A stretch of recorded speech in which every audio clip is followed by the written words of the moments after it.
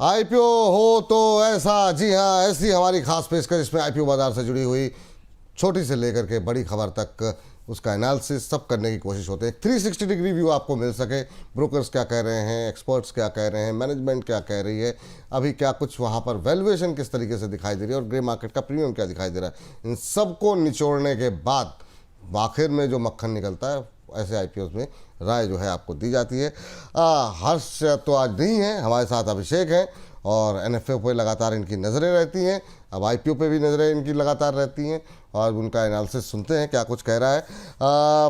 कहाँ से शुरू करें? मतलब एक तो आईपीओ खुल गया है, उसके बारे में बात करें या जो कल लिस्टिंग होने वाली है वहाँ से शुरुआत करें? मुझे लगता है कि आईपीओ जो खुल रहा है उससे शुरुआत करें। हाँ। सर बिल्कुल, तो आज एक नया आईपीओ खुल गया है और इसका नाम है यूरो प्रतीक सेल्स आईपीओ। इसकी डिटेल्स हम लोग लेकर आते हैं, लेकिन उससे पहले आपको कंपनी के बारे में थोड़ा सा बता देते हैं कि कंपनी जो है वो मोस्टली डेकोरेटिव वॉल पैनल्स और डेकोरेटिव लैमिनेट इंडस्ट्री से जुड़ी हुई कंपनी है और मोस्टली टीयर 1 टीयर 2 शहरों में इसका बिजनेस जो है वो एक्सपैंडेड है। प्लस इसके अलावा ये दूसरे विदेश यूरोपियन कंट्रीज में भी इसका थोड़ा सा जो बिजनेस है वो एक्सपैंडेड है। अब इसका आईपीओ जो है वो आज से खुल गया है, यानी कि आप देख सकते हैं 16 सितंबर से आज से ये खुल गया है। आप इसमें 18 सितंबर तक आप इसमें सब्सक्राइब कर सकते हैं। अलॉटमेंट जो होगा वो 19 सितंबर 2025 को आपको इसका मिल जाएगा। लिस्टिंग जो होगी वो 23 सितंबर को होगी। इसके बाद दूसरी डिटेल्स की अगर बात करें तो इशू प्राइस बैंड जो है इसका वो है यहाँ पर 235 रुपये से लेकर 247 रुपये के बीच में इसका प्राइस बैंड रखा गया है। लॉट साइज जो रहेगा वो 60 शेयर्स का रखा गया है। उसके बाद जो टोटल साइज है वो 451 करोड़ रुपए का, जो टोटल साइज रहेगा वो इतने करोड़ रुपए का रहेगा और कंप्लीटली ये ओएफएस है, यानी कि ऑफर फॉर सेल है, फ्रेश इशू जरा सा भी नहीं है। 451 करोड़ रुपए का पूरा ओएफएस रहेगा। अब जरा इसके फाइनेंशियल्स की जरा हम लोग बात कर लेते हैं। तो यहाँ पर आप देख सकते हैं कि साल दर साल यहाँ पर ग्रोथ ही देखने को मिली है। सारे पैरामीटर्स जैसे आप देखेंगे तो यहाँ पर आप देख सकते हैं कि एसेट्स जो हैं वो 159 करोड़ रुपए थे मार्च 2023 एंडिंग में। उसके बाद 31 मार्च 2024 एंडिंग में 174 करोड़ रुपए हुआ, ये बढ़कर 273 करोड़ रुपए पहुंचा है। अच्छी जंप इसको देखने को मिली है। टोटल इनकम की अगर बात करें 268 करोड़ रुपए इसका टोटल इनकम था 2023 में। उसके बाद 2024 में 230 करोड़ रुपए हुआ, घटा है, हालांकि यहां पर इसने कम बैक किया और 291 करोड़ रुपए की इसकी टोटल इनकम हुई है। प्रॉफिट आफ्टर टैक्स यानी कि पैट की अगर बात करें तो करीब 60 करोड़ रुपए का इसका प्रॉफिट आफ्टर टैक्स था। उसके बाद ये बढ़कर 62 करोड़ रुपए हुआ। उसके बाद 76 करोड़ रुपए का प्रॉफिट आफ्टर टैक्स यहां पर कंपनी ने एक तरह से दर्ज किया है। एबिटा की अगर बात करें तो फिर 83 करोड़ रुपए, उसके बाद यहां पर जंप मारते हुए 89 करोड़ रुपीस, उसके बाद 110 करोड़ रुपए का इसका एबिटा रहा है। लास्ट में नेटवर्थ भी इसकी देख लेते हैं हम लोग, तो 130 करोड़ रुपए का इसका नेटवर्थ रहा था। उसके बाद 155 करोड़ रुपए की इसकी नेटवर्थ रही है 2024 में और 2025 में यहाँ पर देख सकते हैं कि 234 करोड़ रुपए के आसपास इसकी नेटवर्थ रही है। ग्रे मार्केट प्रीमियम की अगर हम लोग बात करें तो फिर यहाँ पर थोड़ा सा सन्नाटा है, नील बट्टे सन्नाटा है। जेएमपी अभी कुछ भी नहीं मिला है इसको, लेकिन देखना पड़ेगा कि आगे चल के इसमें कुछ इंक्रीमेंट होता है कि नहीं होता है। फिलहाल यहाँ पर जो जेएमपी है कंपनी को नील मिलता दिख रहा है। Over to you Vipul sir. चलिए अब देखते हैं कि आगे किस तरीके से ग्रे मार्केट प्रीमियम में कोई डेवलपमेंट होता भी है कि नहीं। मैम, आज से खुला है आईपीओ, कैसी प्रतिक्रिया है आपकी? वैल्यूएशन कैसा लग रहा है और फंडामेंटल्स कैसे लग रहे हैं? कि बिल्कुल जिस तरह से बताया गया है कि कंपनी डेकोरेटिव वॉल पैनल या फिर डेकोरेटिव लैमिनेट इंडस्ट्री में काम करती है, तो कुछ एक फीचर्स इनके काफी अच्छे लगे, जैसे कि ये इंडिया की वन ऑफ द लीडिंग और लार्जेस्ट ऑर्गेनाइज्ड स्पेस में वॉल पैनल ब्रांड्स इनके हैं या फिर डेकोरेटिव वॉल पैनल इंडस्ट्री में काम करते हैं। दूसरी तरफ देखा जाए तो ये हमेशा मार्केट ट्रेंड से आगे ही रहते हैं और इनका सेटअप इतना स्ट्रांग है कि एकदम असेट लाइट बिजनेस इनका है और इनकी लॉन्ग टर्म पार्टनरशिप्स भी ग्लोबल लेवल पे काफी अच्छी खासी है। नेटवर्क भी, डिस्ट्रीब्यूशन नेटवर्क भी काफी अच्छा है। जहां तक वैल्यूएशन की बात करें 39 के प्राइस टू अर्निंग मल्टीपल पे आता है, जो कि बहुत सस्ता नहीं है, एक हमें ठीक ठाक वैल्यूएशन मान सकते हैं। मेरे हिसाब से यहाँ पे ठीक ठाक लिस्टिंग गेन और लंबी अवधि के लिए लगाया जाए, यानी कि बहुत बड़े लिस्टिंग गेन की आप उम्मीद ना करें, लेकिन फिर भी सीमित लिस्टिंग गेन और लंबी अवधि का अगर नजरिया हो तो इस आईपीओ में सब्सक्राइब करने की रेटिंग हमारी तरफ से दी जाए। मैम, ठीक ठाक लिस्टिंग का मतलब क्या? मतलब अबव 10%, बिलो 10%, क्या एक्सपेक्टेशन आपकी क्या है? मतलब कहाँ तक? मेरे जी ऐसा इतना जल्दी तो मैं कोट नहीं कर सकती, लेकिन ये जरूर है 5 से 10% इतना तो इसमें लिस्टिंग गेन होना ही चाहिए, प्रोवाइडेड कि मार्केट का मूड और माहौल भी उस टाइम पे अच्छा हो। ये बड़ा महत्वपूर्ण आपने कहा। अभी के लिए भले ही आपको ग्रे मार्केट में बहुत ज़्यादा प्रीमियम ना दिखाई दे रहा हो, बहुत ज़्यादा क्या मतलब प्रीमियम दिखाई नहीं दे रहा है, लेकिन आने वाले दिनों में हो सकता है कि जब से ऐसे थोड़ी सी, आज पहला दिन है, अवेयरनेस बढ़ेगी या फिर जिस तरीके से चीज़ें गतिविधियां आगे बढ़ेंगी तो हो सकता है यहाँ पर प्रीमियम बढ़ता हुआ दिखाई दे, लेकिन बहुत ज़्यादा उम्मीदें मत कीजिए। 5 से 10% तक के लिस्टिंग के लिए आप बिल्कुल निवेश कर सकते हैं और लॉन्ग टर्म का भी नज़रिया है मैम का कि वहाँ पर आप जो है निवेश कर सकते हैं। चलिए अब जरा कल होने वाली है लिस्टिंग, और अभिषेक हम लोगों ने पिछली बार भी बात की थी जिस तरीके से ख़ास तौर से अर्बन कैप को लेकर के काफ़ी लोगों का इंटरेस्ट रहता है कंपनी के प्रोडक्ट को लेकर के। हम ख़ास तौर से जो लोग मेट्रोज़ में रह रहे हैं, न्यूक्लियर फैमिली में रह रहे हैं, वहाँ पे इनकी बड़ी भूमिका है। कैसे देख रहे हैं और क्या कुछ अभी ग्रे मार्केट का प्रीमियम दिखाई दे रहा है? सब्सक्रिप्शन के नंबर कैसे रहे? बिल्कुल सर, अर्बन कंपनी को जैसे कि आपने बताया कि उसका रुझान जो है लोगों का मतलब अर्बन कंपनी की सर्विसेज को लेकर जो रुझान है वो यहाँ पर सब्सक्रिप्शन के नंबर्स में भी देखने को मिलता है। सब्सक्रिप्शन अगर इसको आप देखें तो धुआंधार सब्सक्रिप्शन यहाँ पर रहा है, 108 गुना ये सब्सक्राइब हुआ है।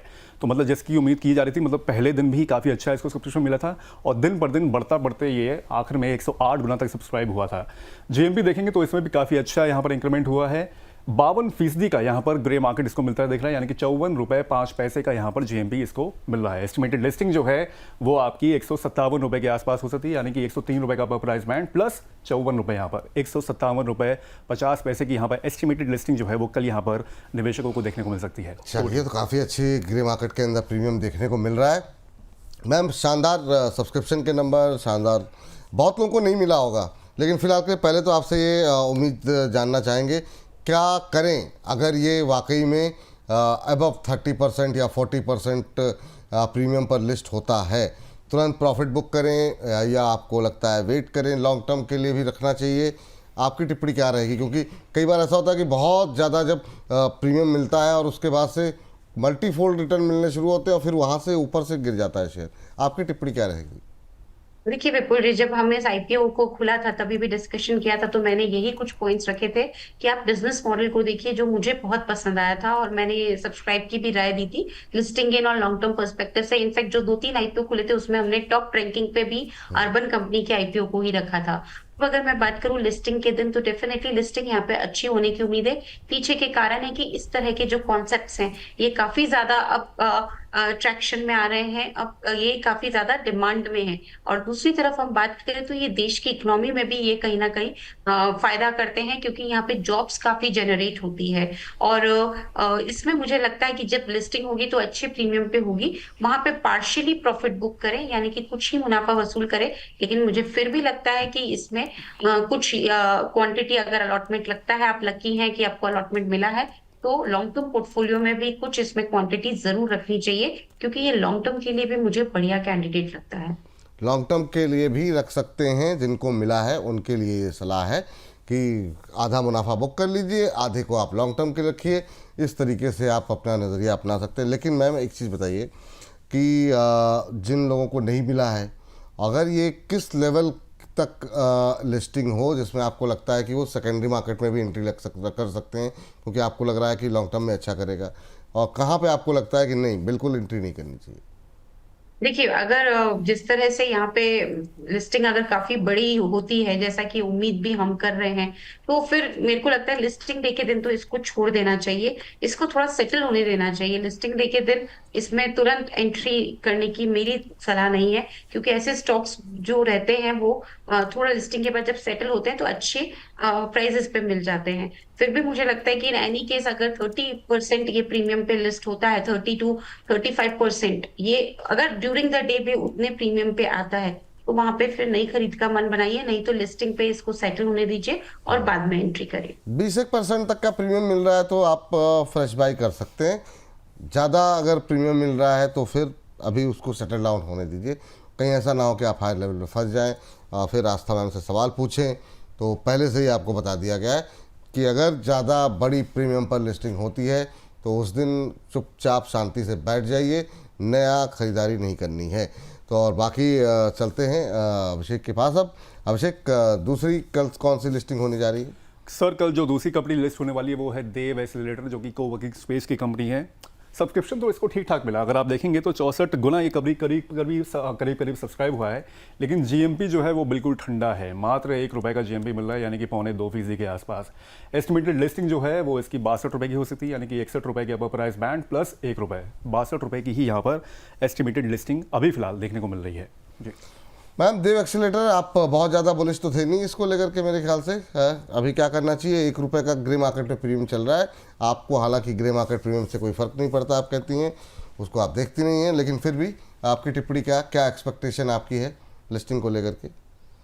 जी बिल्कुल। और देखिए आज भी जिस तरह से यूरो प्रतीक पे हमने बात की तो यहाँ पे भी मेरी ओपिनियन जो निकल के आई है वो पूरा हमारा फाइनेंशियल जो एनालिसिस करते हैं उसी हिसाब से निकल के आई है। अब मैं देव एक्सेलेटर की बात करूँ तो देखिए देव एक्सेलेटर जो है ये लार्जेस्ट फ्लेक्स स्पेस ऑपरेटर है, मेजर सिटीज में काम करता है, को वर्किंग स्पेस में है। लेकिन जब आईपीओ आया था तब भी मैंने कहा था small size of the issue है, तो लिस्टिंग के दिन इन जो छोटे स्मॉल साइज के इश्यू रहते हैं उसमें लिस्टिंग किसी भी तरह की होती है वो एक एनालाइज करना थोड़ा डिफिकल्ट हो जाता है, क्योंकि ये ट्रेड टू ट्रेड में लिस्ट होते हैं। और मैंने ये भी बोला था कि अगर रिस्क ले सकते हैं तो ही इसमें लगाइए। तीसरे नंबर पे हमने इसको सबसे लास्ट में रखा था। तो मेरे हिसाब से अगर ये लिस्टिंग के दिन कोई भी ये प्रीमियम पे लिस्ट हो तो इसमें से प्रॉफिट बुक करिए और नई खरीदारी ना करें। नई खरीदारी ना करें, जहाँ जो मिल रहा है संतुष्ट रहें, खुश रहें, प्रसन्न रहें, ये सलाह आपकी है।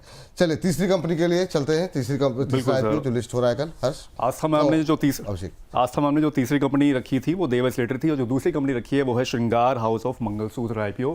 इसको भी लगभग 60 गुना के आसपास सब्सक्रिप्शन मिला है। JMP इसका ठीक ठाक है, 15.16% का यहाँ पर JMP मिलता दिख रहा है, यानी कि ₹26 का JMP यहाँ पर है। एस्टिमेटेड लिस्टिंग जो है वो ₹191 यानी कि ₹165 की अपर प्राइस बैंड प्लस ₹26 ₹191 की यहाँ पर एस्टिमेटेड लिस्टिंग बाजार में कल इसको देखने को मिल सकती है। मंगलसूत्र है तो मंगलसूत्र का नाम यहाँ पर लगा हुआ है तो JMP भी अच्छे बना हुआ है इसका शायद। बिल्कुल सही कह रहे हैं, 15-16%। मंगलसूत्र के नाम पे बड़ी मुस्कुराहट आ गई आपके चेहरे पे। सर रवि सिंह सर ने भी लास्ट टाइम कुछ इसी को जोड़ते हुए बताया था कि मंगलसूत्र जहाँ जुड़ जाता है वहाँ तो चलना ही पड़ेगा इसको। बहुत शानदार, बहुत शानदार। आस्था मैम आपकी टिप्पणी क्या रहेगी? अच्छे प्रीमियम यहाँ पर भी मिलते हुए ग्रे मार्केट में दिखाई दे रहे हैं, लेकिन आपकी एक्सपेक्टेशन क्या है? आपने इसके बिजनेस मॉडल को लेकर के काफ़ी सारी जानकारी दी थी जब IPO खुला हुआ था, तो मैं चाहूँगा कि अब लिस्टिंग के दिन क्या करना चाहिए इसके बारे में भी जानकारी दे दें। जी बिल्कुल। देखिए इसमें सब अच्छा था, सिर्फ मैं जो थोड़ा सा अनकंफर्टेबल हो रही थी वो वैल्यूएशंस को लेके हो रही थी।